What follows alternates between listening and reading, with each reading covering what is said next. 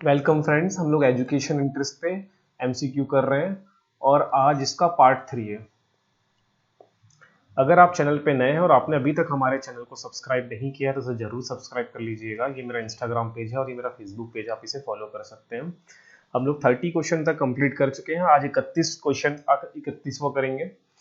छात्रों में अनुशासन बनाए रखने के लिए एक शिक्षक की कौन सी भूमिका सराहनीय है। मैंने आपको लगातार दो वीडियो में बताया है कि आप एक पेन और कॉपी उठाइए और इस तरह से नंबर लिखिए। 31 से 45 तक करेंगे आज, और जो भी आपको ऑप्शन सही लगता है उसको अपने बगल में लिखिए और जितना मार्क्स आपको मिल रहा है वो एंड में मुझे कमेंट करके बताइए। चलिए देखते हैं। छात्रों में अनुशासन बनाए रखने के लिए शिक्षक की कौन सी भूमिका सराहनीय है। ऑप्शन आपके सामने है। शिक्षक की अपनी योग्यता, शिक्षक का विचार, शिक्षक का व्यक्तित्व, शिक्षक की कक्षा प्रबंधन की क्षमता। एलिमिनेशन लगाइए और एलिमिनेट करके एक सही आंसर का चुनाव करिए। मैं आपको कुछ समय दे रहा हूं सोचने के लिए।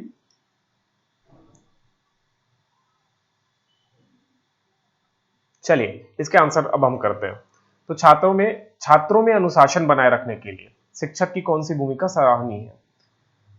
तो शिक्षक की अपनी योग्यता। अब छात्रों में अनुशासन बनाए रखने के लिए शिक्षक की योग्यता बहुत जरूरी है। शिक्षक की अपनी योग्यता होना ही चाहिए अनुशासन बनाए। शिक्षक का विचार, ये नहीं लग रहा, अच्छा काट देना। शिक्षक का व्यक्तित्व भी इंपॉर्टेंट होता है कि शिक्षक का व्यक्तित्व कैसा है। व्यक्तित्व से ही बहुत गहरा प्रभाव पड़ता है। और डी है शिक्षक की कक्षा प्रबंधन की क्षमता। ये ज्यादा अच्छा लग रहा है कि शिक्षक कैसे कक्षा को प्रबंध कर रहा है, मतलब क्लास को कैसे मैनेज कर रहा है कि बच्चे अनुशासन में है या नहीं। तो इसका आंसर ऑप्शन डी होना चाहिए। ये तीनों ऑप्शन में ऑप्शन डी ज्यादा प्रबल है, स्ट्रांग है। क्वेश्चन नंबर 32 की तरफ चलते हैं। छात्र जो लिखित कार्य करते हैं उसे शिक्षक को कब जांचना चाहिए, क्वेश्चन मार्क है। जब शिक्षक खाली समय में मिले, अगले सप्ताह के दौरान, सप्ताह के अंत में, रविवार को, लिखित कार्य पूरा होने के तुरंत बाद।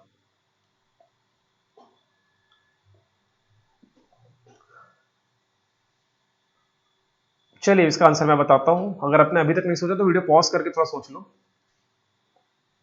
चलिए मैं बता रहा हूं इसका आंसर।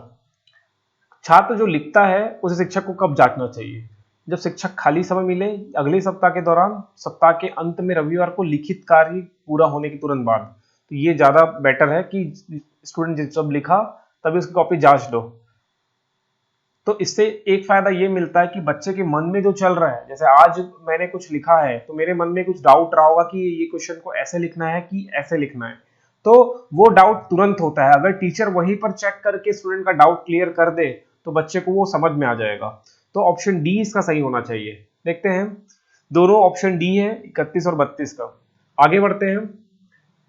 किस विद्वान ने सीखने के 5 चरण बताए थे। तो ये तो सीधा फैक्ट हो गया, ठीक है। इसका आंसर मुझे इंटरनेट में हर्बर्ट मिला है। ऑप्शन 34 की तरफ से क्वेश्चन 34। शिक्षण की समस्याओं को हल करने का दायित्व किसका है। शिक्षण की समस्याओं को, टीचर की समस्या, शिक्षक की समस्या नहीं बोला है, शिक्षण एजुकेशन के प्रॉब्लम को हल करने का दायित्व किसका है। प्राचार्य का है, शिक्षकों का है, सरकार का है, शिक्षाविदों का है। ऑप्शन आपके सामने है, जल्दी से सोचिए और आंसर कमेंट करिए। तो चलिए इसका आंसर मैं आपको बताता हूं। इसका आंसर होना चाहिए प्रधानाचार्य का, हो सकता है शिक्षकों का तो ज्यादा होना चाहिए, सरकार का। शिक्षण समस्याओं, सरकार हमेशा एक कमेटी गठन कर देती है शिक्षकों का या शिक्षाविदों का, वो समस्याओं का हल करने का दायित्व रखते हैं। शिक्षाविदों भी हो सकता है, ज्यादा आंसर शिक्षकों का होना चाहिए। आंसर देखते हैं। शिक्षक, शिक्षक इसलिए कहा जाएगा क्योंकि शिक्षण से संबंधी जो प्रॉब्लम है वो एक टीचर को पता होगा। अगर इंजीनियरिंग से संबंधी कोई प्रॉब्लम है तो इंजीनियर को पता होगा, मेडिकल से संबंधी कोई प्रॉब्लम है तो डॉक्टर को पता होगा। उसी तरह शिक्षण से संबंधी अगर किसी कोई प्रॉब्लम है तो वो शिक्षकों को पता होगा, ना कि शिक्षाविदों को। शिक्षक अपने आप में शिक्षाविद हो सकते हैं, लेकिन जरूरी नहीं है कि जो शिक्षाविद है वो टीचर ही हो। 35, कक्षा शिक्षण में छात्रों की रुचि बनाए रखने के लिए अध्यापक को क्या करना चाहिए। ऑप्शन आपके सामने है। यथार्थ जीवन के उदाहरणों का भरपूर प्रयोग करना चाहिए, छात्रों को चर्चा का भरपूर अवसर देना चाहिए, शिक्षण सामग्री का खूब प्रयोग, ये सभी। जल्दी से सोचिए और आंसर लगाइए। बहुत ही सरल क्वेश्चन है। तो चलिए इसका आंसर मैं आपको बताता हूं। देखिए, कक्षा शिक्षण में छात्रों की रुचि बनाए। अगर मैं क्लास में पढ़ा रहा हूं तो स्टूडेंट का क्लास में ध्यान लगा रहे, इसके लिए मैं क्या करूंगा? यथार्थ जीवन के उदाहरणों को भरपूर प्रयोग करूंगा, बिल्कुल करूंगा। छात्रों को चर्चा का भरपूर समय दूंगा, अवसर दूंगा, बिल्कुल देना चाहिए। शिक्षण संबंध सामग्री का खूब प्रयोग करो। शिक्षण सामग्री का मतलब हो गया चार्ट के माध्यम से, प्रोजेक्टर के माध्यम से, इंटरनेट से कुछ उनको दिखाऊं, तो ये शिक्षण सामग्री हो जाएगा। तो इसका आंसर ये सभी हो जाएगा, ऑप्शन डी। ठीक है, अगला है 36। अध्यापक के लिए सबसे मूल्यवान क्या है? उसकी नौकरी, उसकी गरिमा एवं मर्यादा, छात्रों का विश्वास, उसकी शिक्षण के प्रति आस्था है। अध्यापक के लिए सबसे मूल्यवान, लेकिन आज के डेट में अध्यापक के लिए सबसे मूल्यवान उसकी नौकरी होती है, लेकिन ये आइडियली नहीं होगा, इसलिए हम इसे नहीं लेंगे। ठीक है, आप ये आंसर बंदा कहिएगा कि उसकी नौकरी सबसे महत्वपूर्ण है। ठीक है, तो ये ऑप्शन काट देना, ये हो नहीं सकता आइडियली। अब देखते हैं उसकी गरिमा मर्यादा, ये भी अच्छा है। उसकी गरिमा मर्यादा, छात्रों का विश्वास टीचर पे होना चाहिए, उसकी शिक्षण के प्रति आस्था, ये भी सही है। चलिए इसका आंसर देखते हैं। इसका आंसर क्या है? इसका आंसर है छात्रों के का विश्वास। ठीक है, ये ज्यादा स्ट्रांग है इन तीनों ऑप्शन में, ये तो मैंने काट ही दिया था। चलिए आगे बढ़ते हैं। एक्चुअली दो वीडियो में, पार्ट 1 और पार्ट 2 में कुछ स्टूडेंट्स ने मुझे कहा कि सर वीडियो लंबा हो जा रहा है, इसलिए मैं थोड़ा सी जल्दी जल्दी आज करा रहा हूँ, एमसीक्यू है इसलिए थोड़ा जल्दी। एक्सप्लेनेशन मैंने पार्ट 1 और पार्ट 2 में आपको दिया है कि कैसे सॉल्व करना है। आज हम लोग पार्ट 3 कर रहे हैं, तो पार्ट 3 में मैं सीधे एमसीक्यू पे आ रहा हूँ, ज्यादा टाइम आपका वेस्ट नहीं करूंगा, जल्दी से जल्दी वीडियो कंप्लीट करूंगा। ठीक है, देखते हैं। निम्नलिखित में से कौन छात्रों में लोकतांत्रिक मूल्यों की स्थापना करता है? लोकतांत्रिक मूल्यों का, लोकतांत्रिक तो आप समझते हैं, लोकतंत्र, लोकतंत्र क्या होता है? ठीक है, लोगों द्वारा चलाया गया शासन, लोगों का शासन, लोकतंत्र। तो लोकतंत्र केवल शासन में नहीं होता, हर जगह हो सकता है। जैसे मैं एग्जांपल से आपको समझाता हूं। क्लास मॉनिटर की बात करूं, स्कूल में हम लोग एक मॉनिटर, क्लास का मॉनिटर होता है, स्टूडेंट अपने बीच से चुनते हैं, या एक टीचर उसे अपॉइंट कर देता है। तो टीचर अपॉइंट करे तो लोकतंत्र नहीं हुआ, लेकिन अगर स्टूडेंट आपस में चुन रहे हैं कि ये हमारा मॉनिटर बनेगा, तो लोकतंत्र मूल्य हो जाएगा। ठीक है, इसी प्रकार बहुत जगह आपको दिखाई देगा, लेकिन अभी ऑप्शन में आते हैं। पुस्तकें से बच्चे सीखते हैं, प्रार्थना सभा में सीखते हैं, वार्षिक उत्सव से सीखते हैं, खेल का मैदान में सीखते हैं। लोकतंत्र मूल्य, लोकतांत्रिक मूल्य।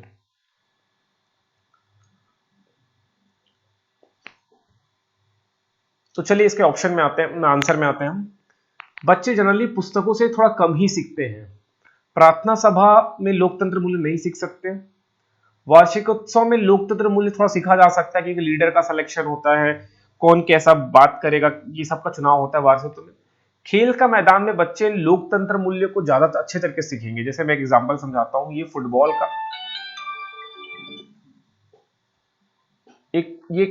का मैदान है।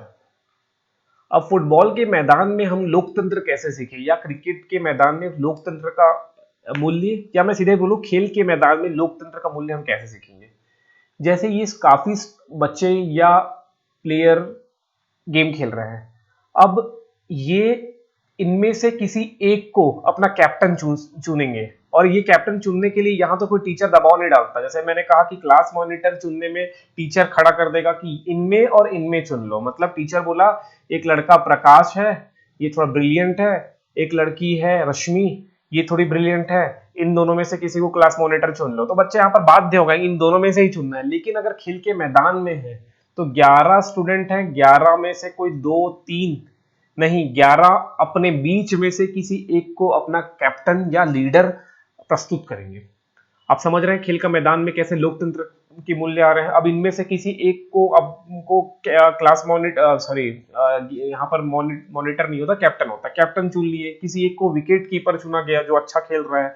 अब मान लो 3 अच्छे खेल रहे हैं, तो उनमें से कौन बेस्ट है वो सामने आएगा कि मैं खेल करता हूं, तो बाकी दोस्त को सहमत देंगे। तो ये लोकतंत्र मूल्य है। ठीक है, तो खेल का मैदान बहुत ही सही जगह होता है लोकतांत्रिक मूल्यों की स्थापना का। 38 क्वेश्चन में आते हैं, शिक्षक की योग्यता एवं आचरण का सबसे अच्छा मूल्यांकन करते हैं उनके प्रधानाचार्य, उनके शिष्य, समाज के संभ्रांत लोग विशेषज्ञ। जल्दी से अपना ऑप्शन लगाइए अब।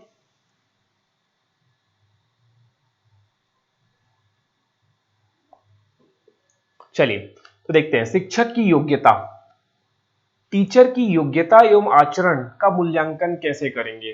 प्रधानाचार्य किस कभी नहीं कर पाएगा। अगर मैं टीचर हूं तो अपने प्रधानाचार्य या प्रिंसिपल के सामने मेरा आचरण में अच्छे से ही प्रस्तुत करूंगा कि मैं बहुत अच्छा हूं, मैं बहुत योग्य हूं, मैं हमेशा अपने प्रधानाचार्य के सामने रखूंगा। उनके शिष्य हो सकते हैं। समाज के संभ्रांत लोग, समाज के लोगों के सामने टीचर की एक अच्छी आचरण हमेशा होती है। विशेषज्ञ के सामने भी होगी। तो सीधा ऑप्शन दिख रहा है ऑप्शन बी। मैं फिर से एक बार आपको समझाता हूं कैसे मैंने एलिमिनेशन किया। बोला जा रहा है कि टीचर की योग्यता एवं आचरण का मूल्यांकन कैसे करेंगे, कि वो कितना योग्य है और उसकी आचरण कैसा है। इसका प्रधानाचार्य के सामने उसका योग्यता और आचरण अच्छा ही होगा, शिष्य ही अच्छे से बता पाएंगे, समाज के संभ्रांत लोगों के मध्य भी उसके योग्यता और आचरण को कोई डाउट नहीं करेगा, और विशेषज्ञ भी इसमें कोई डाउट नहीं करेंगे। टीचर की योग्यता, टीचर कितना योग्य है, उसके शिष्य या उसके स्टूडेंट ही बता सकते हैं कि टीचर को कितना अच्छे से पढ़ाना आता है और उसका आचरण कैसा है। ठीक है, इसलिए जो फीडबैक फॉर्म होते हैं, आप देखोगे कोचिंग इंस्टीट्यूट में, जो बड़े कोचिंग इंस्टीट्यूट है उसमें क्लास लेने के बाद स्टूडेंट्स को फीडबैक फॉर्म दिया जाता है, स्टूडेंट मूल्यांकन करते हैं। कॉलेजों में भी कोई नया प्रोफेसर आया तो उसका फीडबैक लिया जाता है, तो टीचर का फीडबैक स्टूडेंट करते हैं। ठीक है, तो इसका ऑप्शन बी होगा। क्वेश्चन नंबर 39 है, शिक्षक का मूल कार्य क्या है? छात्रों को पढ़ने के लिए प्रेरित करना, छात्रों की उनकी गलतियां बताना, अध्ययन के लिए अनुकूल वातावरण तैयार करना, छात्रों के स्व अध्ययन में सहायता करना। ऑप्शन आपके सामने है।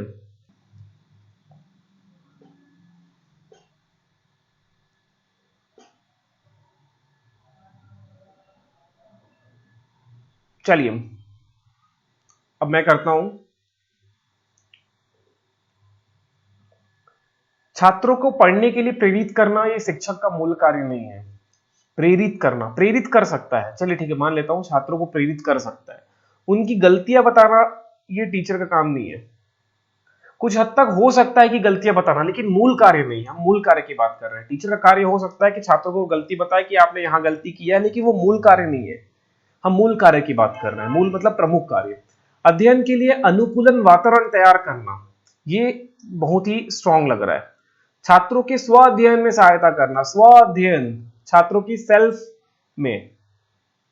स्टडी में, स्व अध्ययन का मतलब सेल्फ स्टडी, तो स्व अध्ययन में छात्रों के लिए टीचर सहायता तो नहीं कर सकता। अब ए और सी में सी ज्यादा स्ट्रांग है, तो सी आंसर होना चाहिए। अच्छा, मुझे कल एक स्टूडेंट ने कमेंट किया था, वो पूछ रहा था कि सर कोई सा भी आंसर सही हो सकता है क्या? तो मैं बोलूंगा कोई सा भी आंसर सही नहीं है। और 4 ऑप्शन में से जो सबसे अच्छा आंसर है वो आंसर व्यापम लेगा, या कोई सा भी जो बोर्ड है जो एग्जाम कंडक्ट करा रहा है वो लेगा। चारों में जो से सही आंसर, जैसे मैंने कहा कि ये आपको ऑप्शन दिख रहे हैं, ए और सी दोनों ही सही आंसर है, बल्कि बी भी सही आंसर है। लेकिन इन ए बी सी में सबसे बेस्ट आंसर कौन है? वो आंसर व्यापम लेगा, और वही आंसर आप लेते हैं अगर, तो आपको 1 नंबर मिलेगा, अदरवाइज वो 0 मिलेगा। ठीक है, तो चारों ऑप्शन सही नहीं है, चारों में से कोई एक सही है। चलिए 40वें क्वेश्चन की तरफ बढ़ते हैं। प्रतियोगिता से एक उत्तम गुण का विकास होता है।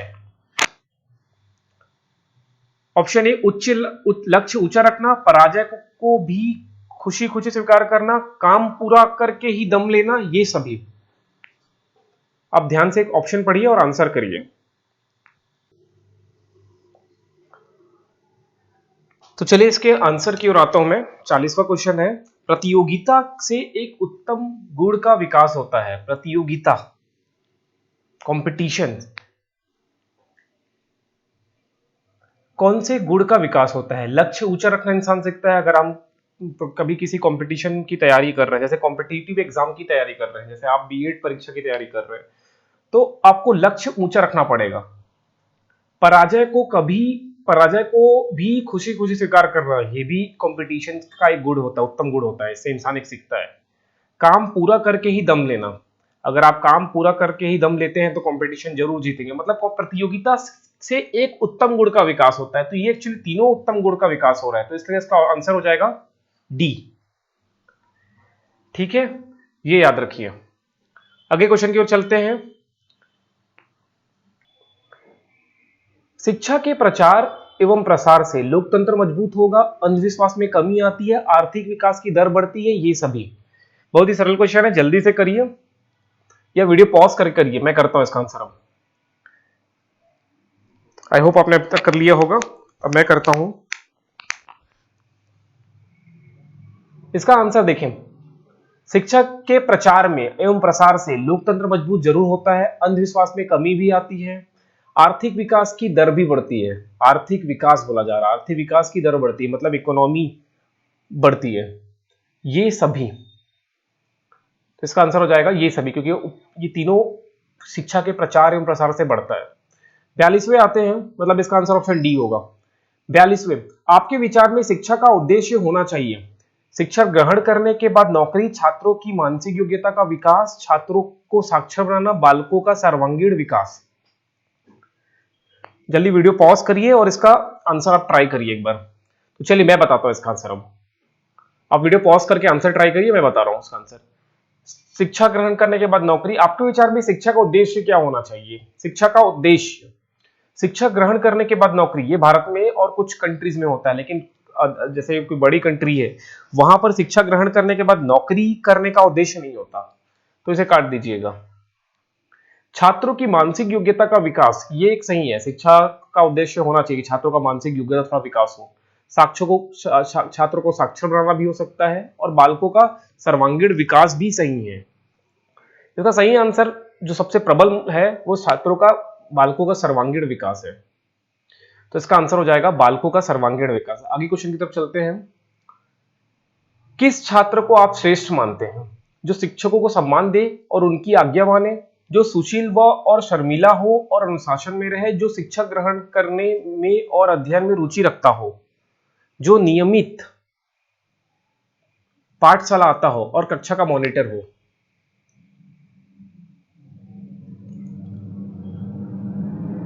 जल्दी से आप कमेंट अपना आंसर कर दीजिए, टिक कर लीजिए।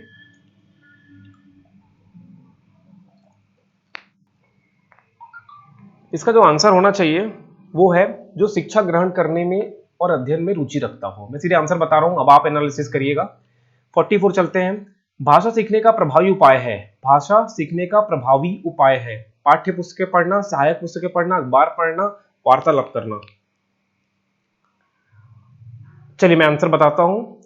भाषा सीखने का सबसे प्रभावी उपाय है वार्तालाप करना। वार्तालाप करना, मैं आपको एग्जांपल समझाता हूं। अगर हम फॉरेन में मान लो शिफ्ट हो गया अचानक से, या साउथ इंडिया में शिफ्ट हो गए, तो हमारी इंग्लिश अचानक से इंप्रूव हो जाएगा, बहुत इंप्रूव हो जाएगा। 1.5-2 साल में आपकी इंग्लिश उतना ही हो जाएगा जितना आपकी इंग्लिश टीचर का होगा। ठीक है, तो वार्तालाप करने भाषा सीखने के लिए बहुत ही प्रभावी उपाय है, प्रभावी उपाय की बात कर रहा हूं मैं। वरना हम पाठ्य पुस्तक तो पहली से लेकर 12वीं तक फिर कॉलेज में पढ़े जा रहे हैं, इंग्लिश उतनी अच्छी नहीं हो पाई। सहायक पुस्तकें भी पढ़ते हैं, मतलब रेफरेंस बुक, अखबार, इंग्लिश अखबार भी पढ़ के देख लीजिए। वार्तालाप करने से जो आप सीखेंगे भाषा, वो सबसे बेस्ट वे होगा।